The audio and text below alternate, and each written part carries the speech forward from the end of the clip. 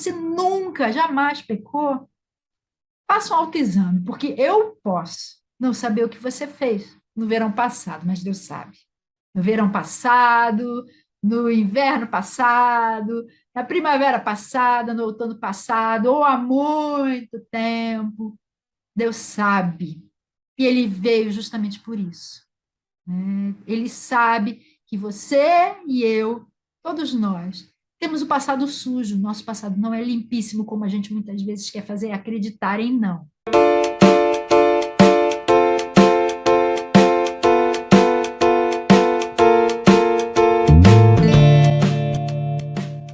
Bem-vindo ao nosso vídeo das quintas-feiras, vídeo mais longo, no qual eu comento os 3 vídeos curtos que vão ser publicados na semana que vem.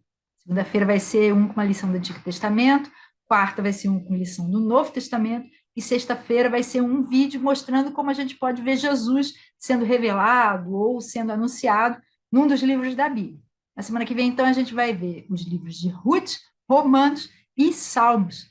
A gente vai abordar, no de segunda-feira, o nosso passado, no de quarta-feira, a paz de Cristo, e no de sexta-feira, a ressurreição de Jesus. E o fio condutor desses 3 vídeos é a novidade de vida. Se você não está entendendo direito que é isso que eu estou falando, dá uma olhada em todos os vídeos que eu já coloquei antes desse, e lá eu explico, principalmente início de janeiro ou o último vídeo de dezembro, eu mostro. E comecei uma nova playlist chamada Lições Bíblicas em Quase Sempre 3 Minutos. Tem os vídeos de segunda e quarta-feira e a playlist Jesus em Toda Parte, com os vídeos da sexta-feira. Então, esses vídeos são pedacinhos, vídeos maiores, com as aulas completas, que eu já postei, são os vídeos mais antigos e mais importantes do canal. E nesses vídeos, de segunda e quarta-feira, eu mostro lições extraídas dessas aulas completas, e na sexta-feira, desses mesmos vídeos, eu estou extraindo como Jesus pode ser visto ali, de muitas, muitas formas. Então, depois você dá uma olhadinha lá, que eu explico melhor. Só que agora, eu senti a necessidade de contextualizar, explicar melhor os vídeos mais antigos, que foram feitos num outro contexto, numa outra maneira de pensar da sociedade, e senti necessidade agora de retificar algumas ideias que podem ser plantadas na cabeça de quem assistir esses vídeos com esse contexto que a gente está vivendo aqui, meio tumultuado no Brasil de hoje em dia, né? Principalmente dentro da igreja cristã. Então, para evitar isso, é que eu estou fazendo esses vídeos de quinta. Então, hoje, a gente vai começar agora, nesse momento, dando uma olhadinha no livro de Ruth. A gente vê a história dela no capítulo 1, nos versos 1 a 17. Eu não vou ler essa história toda, só vou pensar aqui. Se você quiser ver essa história melhor, dá uma olhada no vídeo da segunda-feira. Aqui são só algumas coisas para você ter em mente quando você assistir esse vídeo, e principalmente para você conseguir raciocinar melhor a respeito do que a igreja está fazendo, para onde a gente está indo, em que direção, e o que Deus tem para falar a respeito disso na sua palavra santa e imutável. Então, a gente, lendo essa história que está no capítulo 1, a gente vê que Ruth era uma mulher pagã, era uma moça pagã, ela era moabita, de uma família pagã, né? Foi criada acreditando naqueles deuses lá dos moabitas, e durante um período de fome, uma família de Israel, pai, mãe e 2 filhos homens, para fugir da fome, se mudou para Moabe. Morando lá, os filhos cresceram, se casaram com mulheres moabitas, um deles se casou com Ruth, depois vieram a falecer. O marido de Noemi, que era a sogra de Ruth, morreu, e os 2 filhos dela morreram também. Só ficaram as 3 viúvas. Era Ruth, Ofra e Noemi. E aí, depois, Noemi ouviu falar que havia abundância agora de alimentos em Judá e resolveu voltar para Belém, a cidade dela. E as noras iam voltar com ela. Só que ela falou: não, mas eu não tenho mais filhos, o que vocês vão fazer comigo? Não, volta lá para a vida de vocês, para a família de vocês, para os deuses de vocês. E Ofra voltou, realmente. Mas Ruth falou: não, o teu Deus é o meu Deus, o teu povo é o meu povo, para onde você for, eu vou também.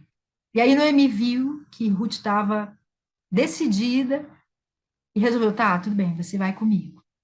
Além disso, Jesus tinha o sangue dela. Você olha lá na genealogia de Mateus 1, você vê que no verso 25 aparece Ruth como uma das antepassadas de Jesus, né? E lá no vídeo eu falo sobre essa mania que a gente tem, não só os cristãos, todo mundo tem, mas os cristãos também têm, de rotular as pessoas. E Deus fala para a gente não rotular as pessoas porque Ele é um Deus que sempre nos dá novas chances de fazer diferente e da gente ser diferente também, né?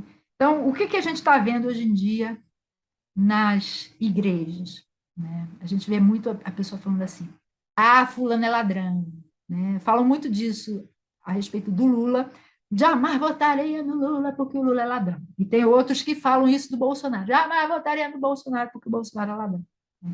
Mas se você for ver bem, ao lado de Jesus foram crucificados dois ladrões, e um deles se arrependeu.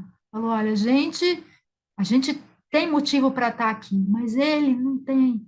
Ele é inocente. E falou: Senhor, lembra-te de mim quando entrares no teu reino. É o ladrão que a Igreja Católica identifica como São Dimas. E o que foi que Jesus respondeu para ele? Hoje mesmo você vai estar comigo no paraíso, né? Então, o passado dele era de ladrão, ele não negou, ele era ladrão sim. Mas a partir dali, ele não ia viver mais muito tempo. Mas Jesus falou: a partir daqui, agora você é do meu povo, você vai estar comigo no paraíso, hoje mesmo. Ou então a gente fala assim: ah, o Cicrano é ex-presidiário, ele foi condenado, tem culpa no cartório. Falam muito isso a respeito do Lula, né? Inclusive, nem falam isso do Bolsonaro, porque nem houve chance dele ser investigado, né? Até então. Mas você sabia, já parou para pensar que Jesus também foi preso? Só que ele era inocente. Tem gente inocente que é presa, né? Não estou dizendo que Lula ou Bolsonaro são inocentes, não estou falando isso. Mas o fato de alguém ter sido preso ou ter sido presidiário não desqualifica a pessoa.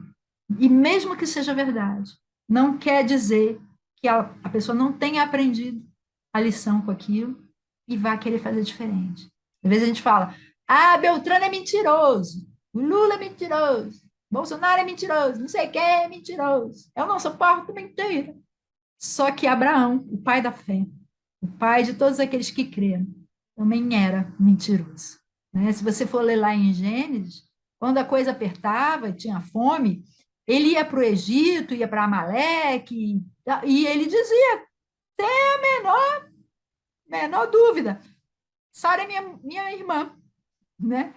E se meteu em confusões por causa disso, né? Mas mesmo assim, Deus sempre deu novas chances para ele, e ele acabou se tornando o pai não só dos judeus e dos árabes, mas o pai de todo aquele que crê, né?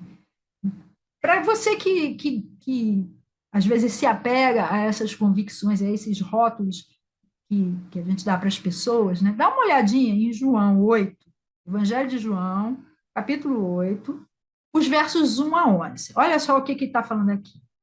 Jesus foi para o Monte das Oliveiras. Ao amanhecer, ele apareceu novamente no templo, onde todo o povo se reuniu ao seu redor, e ele se assentou para ensinar o povo, né? Os mestres da lei e os fariseus trouxeram-lhe uma mulher surpreendida em adultério. A mulher estava traindo o marido. Fizeram-na ficar em pé diante de todos e disseram a Jesus: Mestre, essa mulher foi surpreendida em ato de adultério. Então, ela era uma adúltera, né? Na lei, Moisés nos ordena apedrejar tais mulheres. E o Senhor, o que que diz? Eles estavam usando essa pergunta como armadilha, a fim de terem uma base para acusá-lo. Porque os judeus não tinham nem autoridade, né, diante dos romanos para mandar matar alguém. Se eles quisessem matar alguém, eles tinham que levar os romanos. Por isso que levaram Jesus lá para Pôncio Pilatos, para que fosse autorizada a morte da pessoa que eles quisessem matar, né? Mas eles estavam querendo fazer uma armadilha para Jesus. Mas Jesus se inclinou e começou a escrever no chão com o dedo. Visto que continuavam a interrogá-lo, ele se levantou, eles continuaram, e aí, o que você acha? Tem que apedrejar? O que você fala? Moisés fala isso, tá? E o senhor fala o quê? Eles continuavam interrogando, então Jesus se levantou e lhes disse, se algum de vocês estiver sem pecado, seja o primeiro a atirar a pedra nela. Ele não falou assim, quem nunca adulterou, seja o primeiro a atirar a pedra. Ele falou, quem estiver sem pecado. Porque podia ser que nenhum deles ali tivesse adulterado. Pode ser, né? Mas o que ele falou, algum pecado será que você nunca cometeu? Ele se inclinou novamente e continuou escrevendo no chão. Os que o ouviram foram saindo, um de cada vez, começando com os mais velhos. Tinham mais quilômetros rodados, né? Provavelmente tinham mais pecados acumulados. Jesus ficou só, que primeiro foram os mais velhos e depois os mais novos. Jesus ficou só, com a mulher em pé diante dele. Então Jesus se pôs de pé, perguntou-lhe: Mulher, onde estão eles? Ninguém a condenou? Ninguém, Senhor, disse ela. Declarou Jesus: Eu também não a condeno. Jesus não falou se ela era adúltera ou se não era, mas ele falou: Eu não condeno você.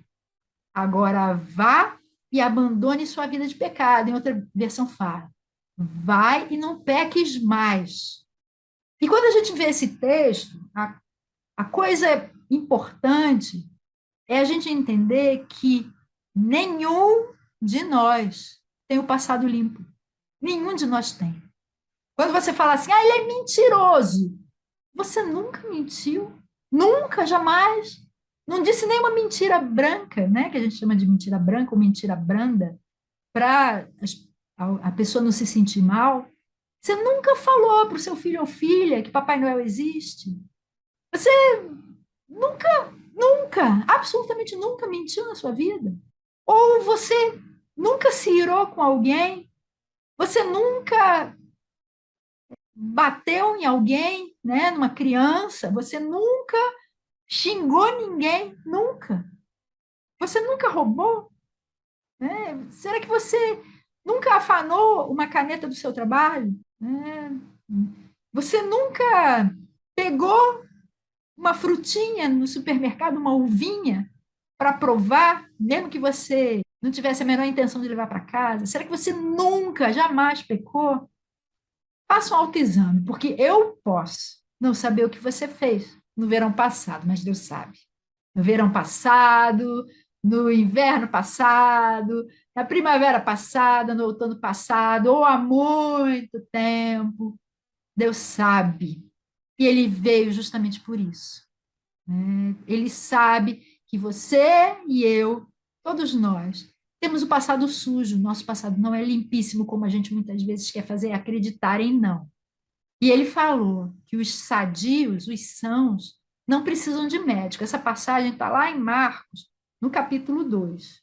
Os versos 16 e 17 falam assim: Quando os mestres da lei, que eram fariseus, o viram comendo com pecadores e publicanos, os publicanos eram os cobradores de impostos, que eram odiados pelos judeus, né?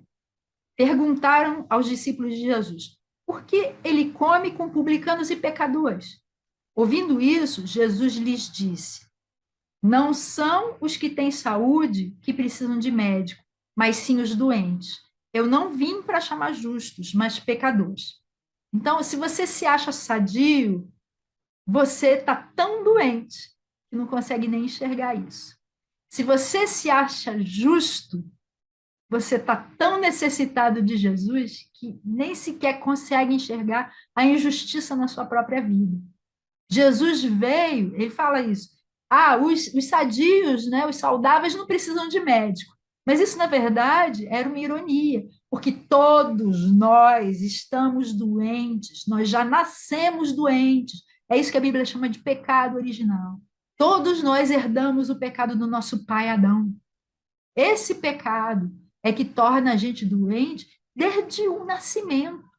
É que faz com que as criancinhas batam umas nas outras, sejam egoístas em relação aos seus brinquedos, queiram passar à frente das outras, né? E isso depois vai evoluindo, se a gente, ou involuindo, né? Se a gente não deixar Jesus, em algum momento, entrar na nossa vida para tornar tudo diferente, a gente só vai de mal a pior, né? E Jesus veio justamente para isso, para que a gente possa optar por ter um presente e um futuro limpos, diferentes do nosso passado. Limpos, não só diante dos outros, só para inglês ver, né, para a gente ficar bem na fita, mas diante de Deus, diante dos seres humanos e diante de Deus também. E interessante é que nessa passagem de João, ele não condenou a mulher, né? E tem muita gente que fala assim, né? Eu vejo isso muito hoje em dia, né? Venha como você está. Jesus quer que você venha como você está. E aí entra para a igreja, não se arrepende de nada, não faz absolutamente mudança nenhuma, só incorpora ali, aí da igreja de vez em quando, participando dos cultos, cantando umas músicas legais e tal, né? Pode até, de repente, dar dízimo, oferta e tal, mas não tem mudança de vida, né? E eu vejo muita gente que fala assim, eu já ouvi, né? Gente que entrou, famosos, né? Que entraram para a igreja, né? Para alguma igreja, e fala assim, eu não me arrependo de nada que eu fiz na vida. Um crente ou membro de igreja que não se arrepende de nada do que fez na vida, pode ser tudo menos convertido. A conversão implica arrependimento, né? E Jesus não condenou a mulher a ponto de dizer que ela deveria ser apedrejada, mas ele falou: vai e não peques mais.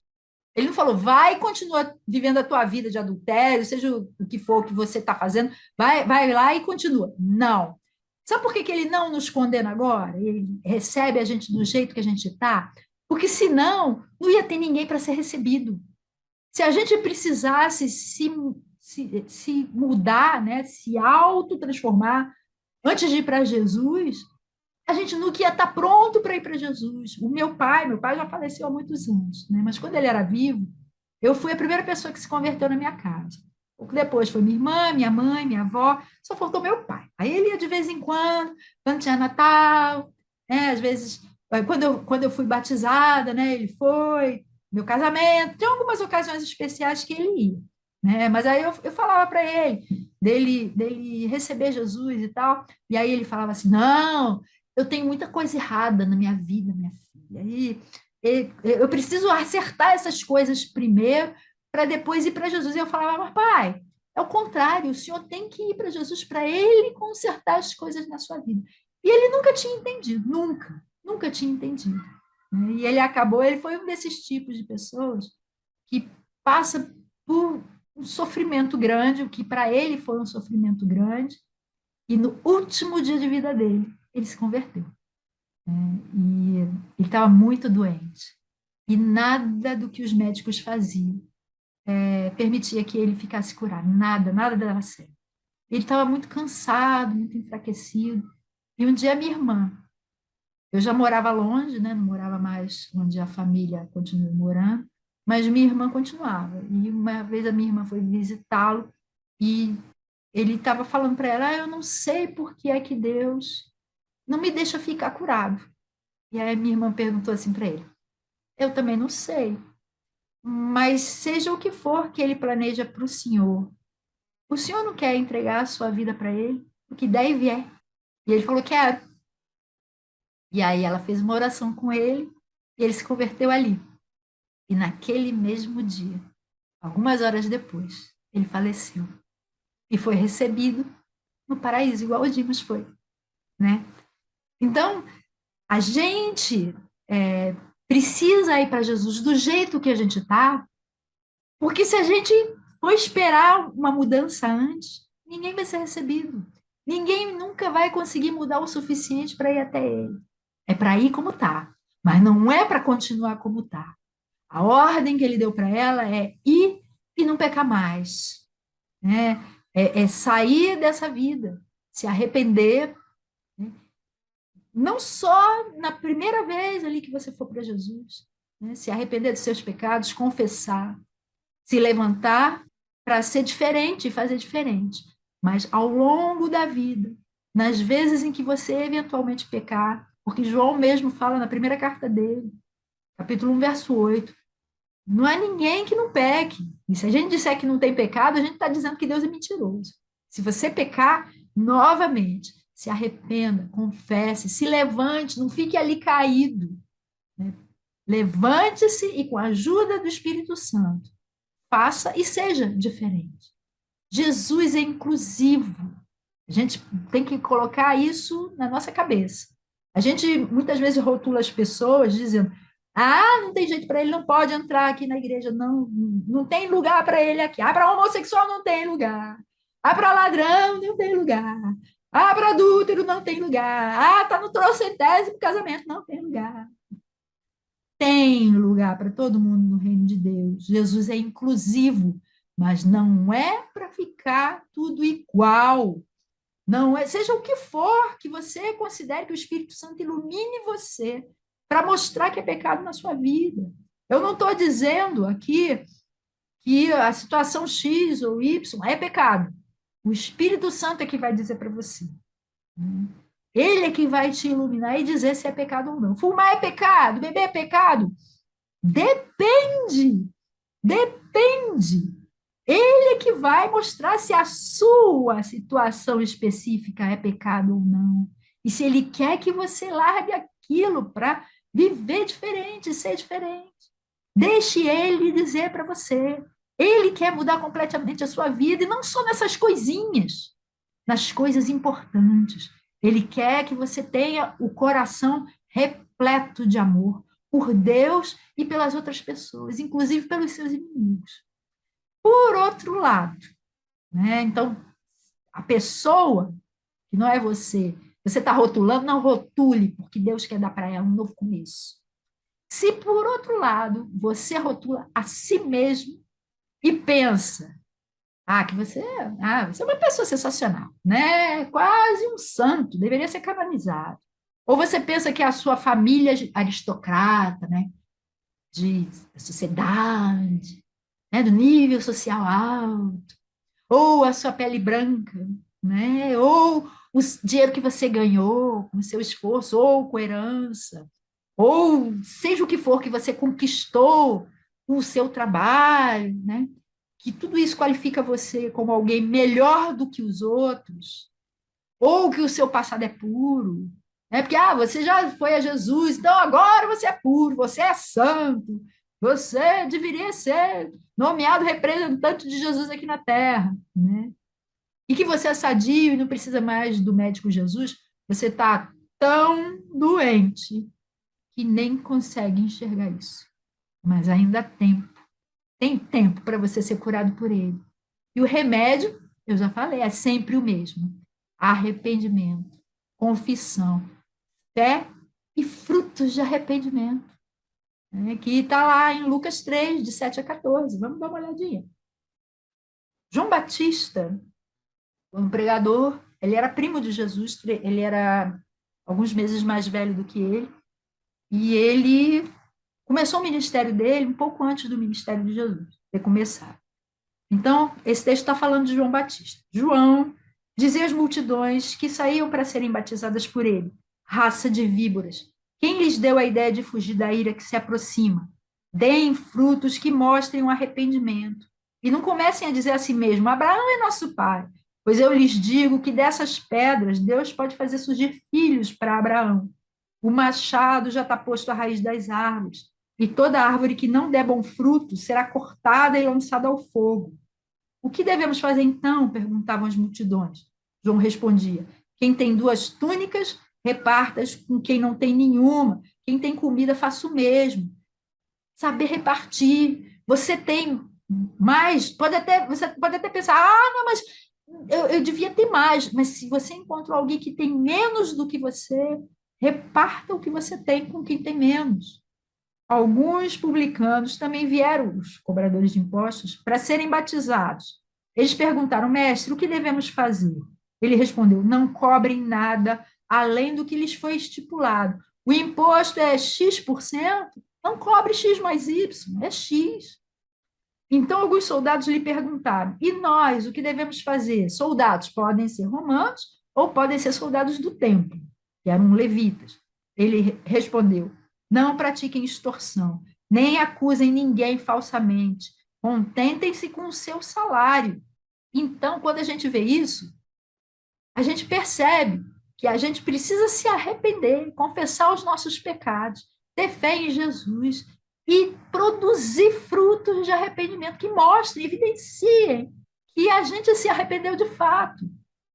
E isso é uma coisa, um remédio que está disponível todos os dias da nossa vida, todos. Para mim, para você, para que a gente tenha uma vida nova.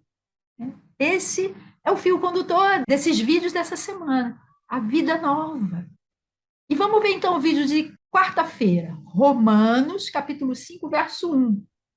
Tendo sido, pois, justificados pela fé, temos paz com Deus por nosso Senhor Jesus Cristo. E o capítulo 12, verso 18. Façam todo o possível para viver em paz com todos. Os dois versículos falam em paz. Né? A vida nova que Deus dá para nós é uma vida de paz, que traz paz com Deus, que é de Romanos 5, e traz paz com as outras pessoas, que é o de Romanos 12. Né?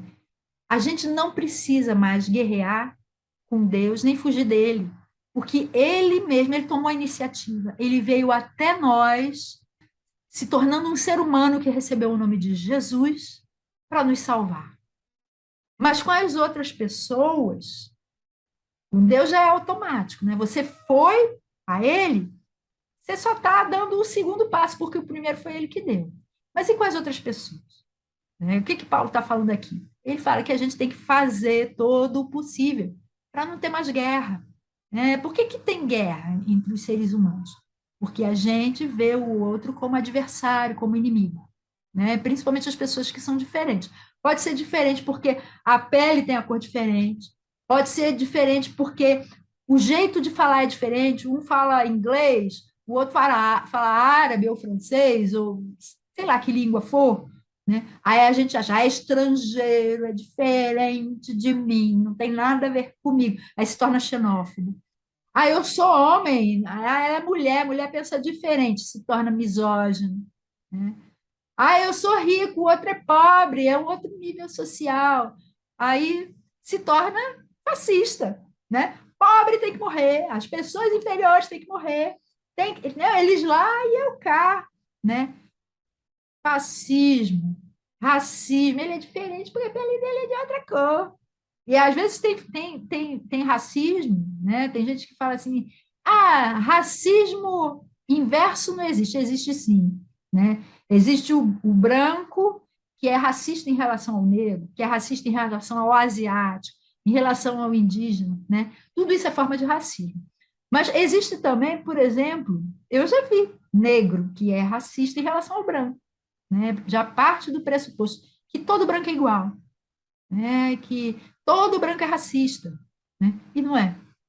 Racismo, parta de quem parta, seja do oprimido ou do opressor.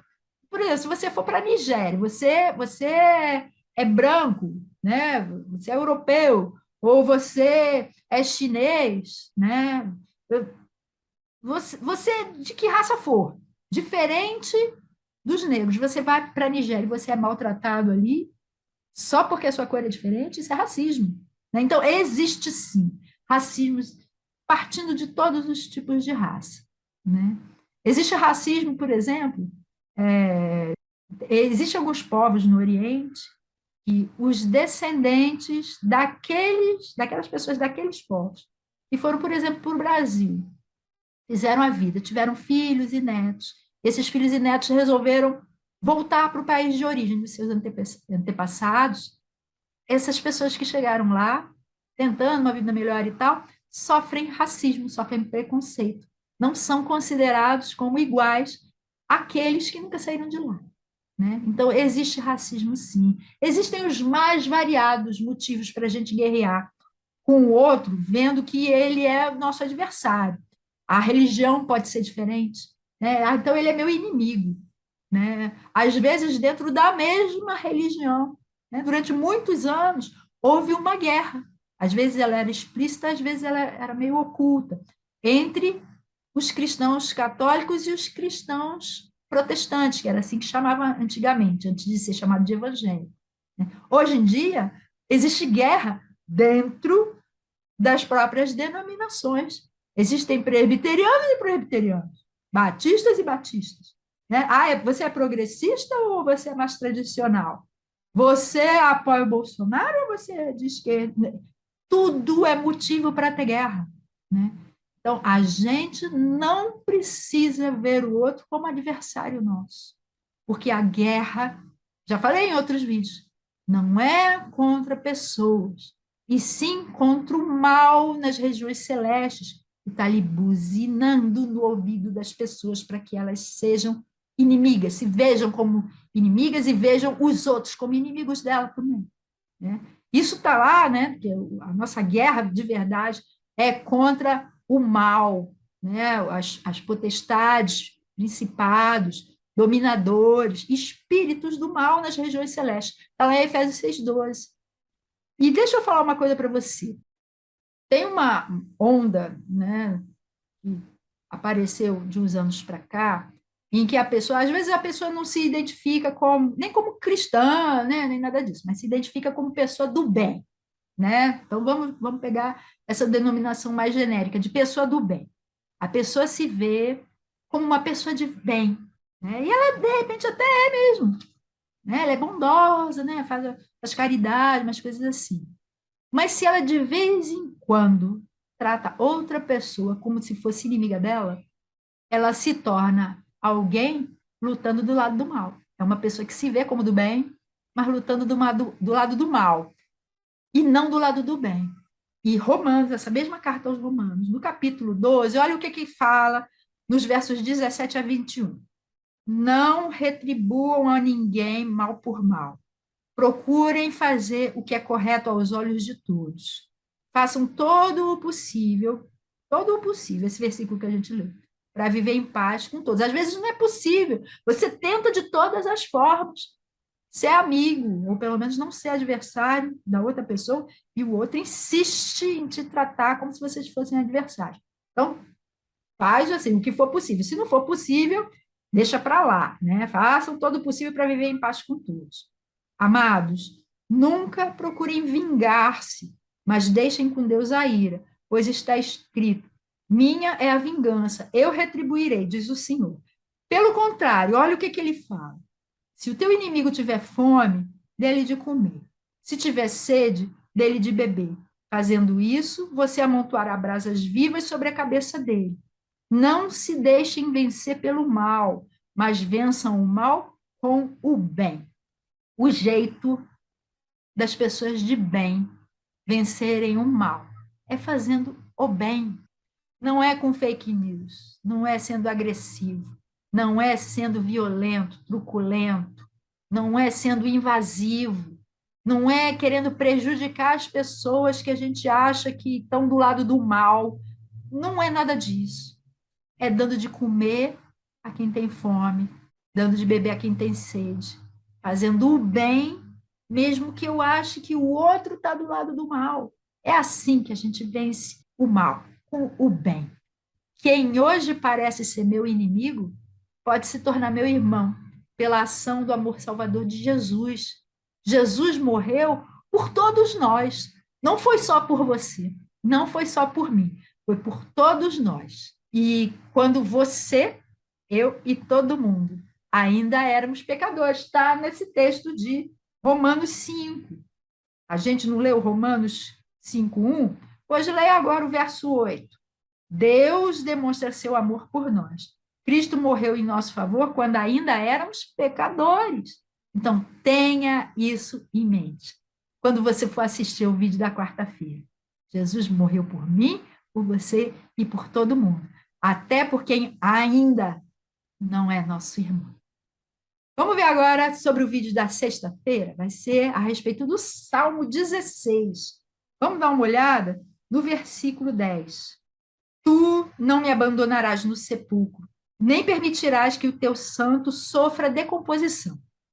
Jesus é visto nesse salmo, no livro de Salmos, ele é visto de várias formas. Nesse salmo específico, nesse versículo específico, ele é visto como aquele que ressuscitou, como ele havia prometido. Ele não ficou ali no sepulcro, abandonado sob o poder da morte. A pedra do sepulcro, que foi colocada ali na boca daquela gruta onde colocaram o corpo dele, pesava várias toneladas. Além disso, ela tinha um lacre que foi feito pelos romanos, foi colocado a pedido das autoridades judaicas, né, colocaram um lacre ali, e ela era vigiada por soldados romanos, não eram guardas do templo. Quem prendeu Jesus, né, ali no Monte do Getsemane, não foram soldados romanos. Geralmente a gente vê encenações, né, teatro, filmes e tal, que mostram romanos prendendo Jesus. Não foram romanos que prenderam Jesus. E foi ali foram guardas do templo, eram levitas. Mas depois que ele morreu, os sacerdotes e autoridades judaicas foram lá para Pôncio Pilatos e falaram: quando ele estava vivo, ele dizia que ele ia ressuscitar. Para que os discípulos não venham roubar o corpo, coloca então uma guarda lá. Aí ele mandou lacrar e os guardas romanos, um destacamento romano, foi colocado ali. E eles responderiam com a própria vida deles, né? Eles morreriam se eles não cumprissem o dever que eles tinham recebido, né? Eles tinham sido incumbidos. Essa história lá está em Mateus 27, dos versos 60 a 66. Né? Se eles não cumprissem, eles iam ser mortos. Né? Se deixassem, se eles dormissem, por exemplo. Né? Então, vamos dar uma olhada lá. Mateus, capítulo 27, dos versos 60 a 66. Eu vou ler porque esse assunto é muitíssimo, extremamente importante. Colocar o corpo de Jesus no sepulcro no... Quem foi que colocou? José de Arimateia, verso 59. José tomou o corpo, envolveu num limpo lençol de linho e o colocou no sepulcro novo que ele havia mandado cavar na rocha.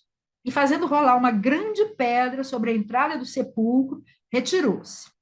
Maria Madalena e a outra Maria, quer dizer, a Maria, mãe de Jesus, estavam assentadas ali em frente do sepulcro.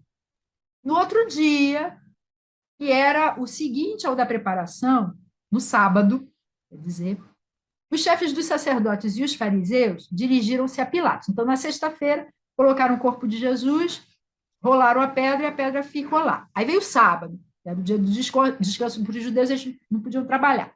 Então, nesse sábado, os chefes dos sacerdotes e dos fariseus dirigiram-se a Pilatos e disseram: Senhor, lembramos que enquanto ainda estava vivo, aquele impostor disse: depois de 3 dias ressuscitarei. Ordena, pois, que o sepulcro dele seja guardado até o terceiro dia, para que não venham seus discípulos e, roubando o corpo, digam ao povo que ele ressuscitou dentre os mortos. Esse último engano será pior do que o primeiro.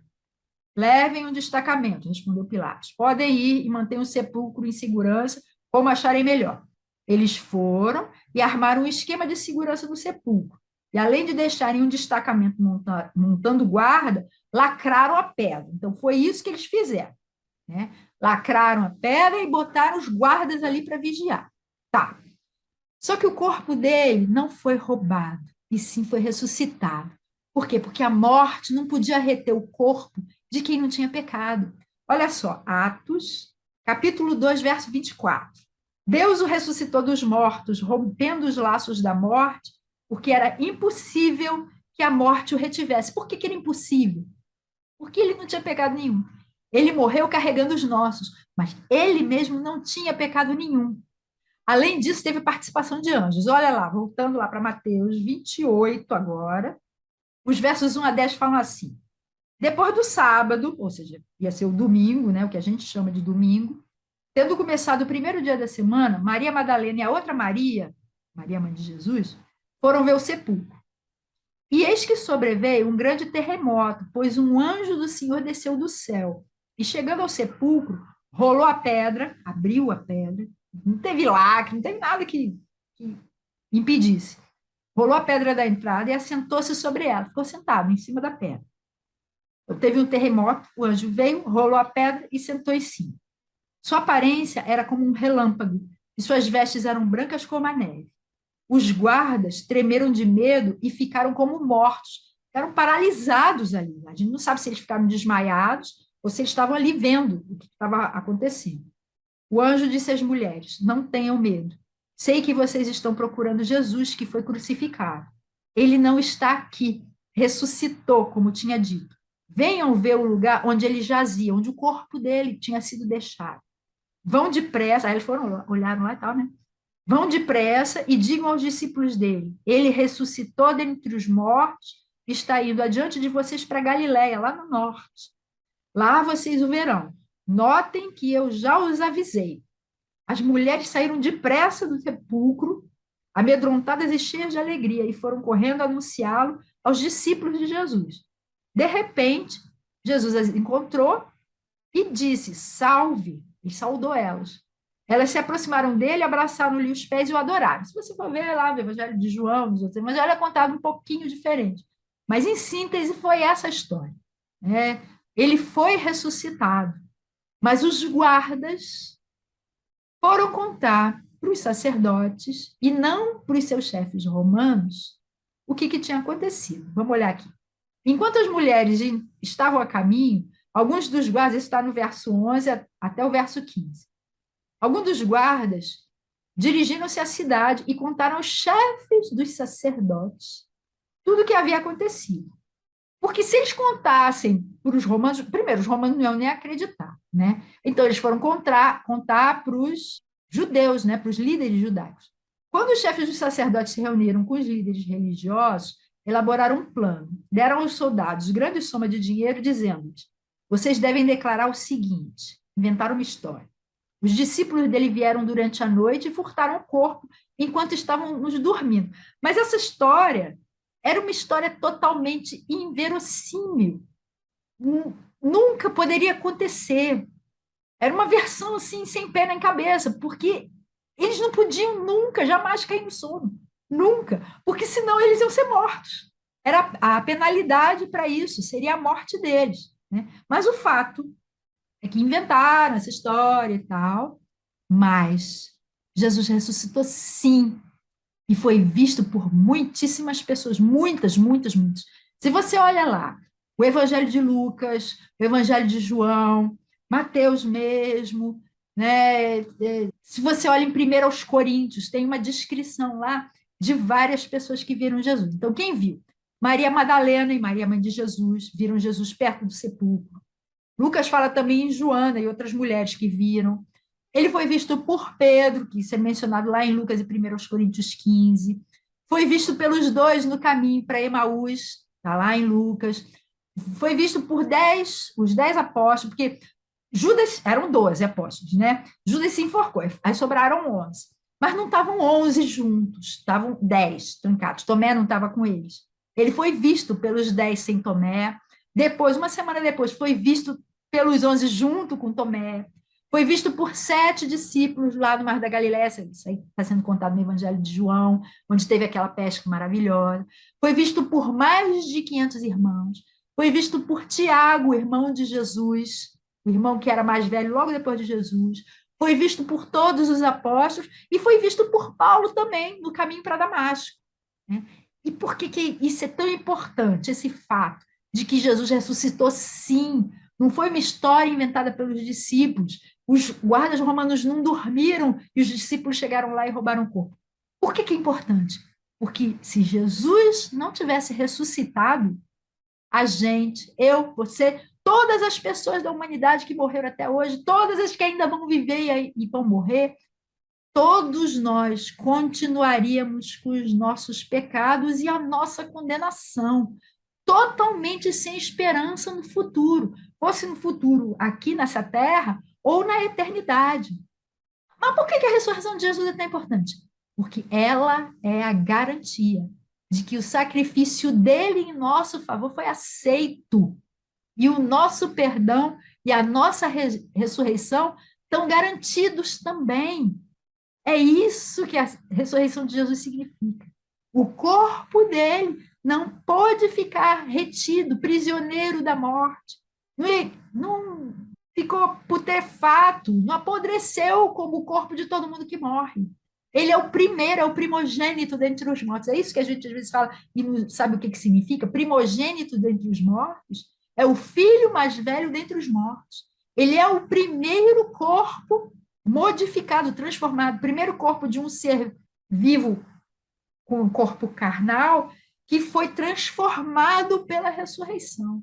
O corpo dele é um exemplo de como vai ser o corpo de todos aqueles que creem nele e na ressurreição dele.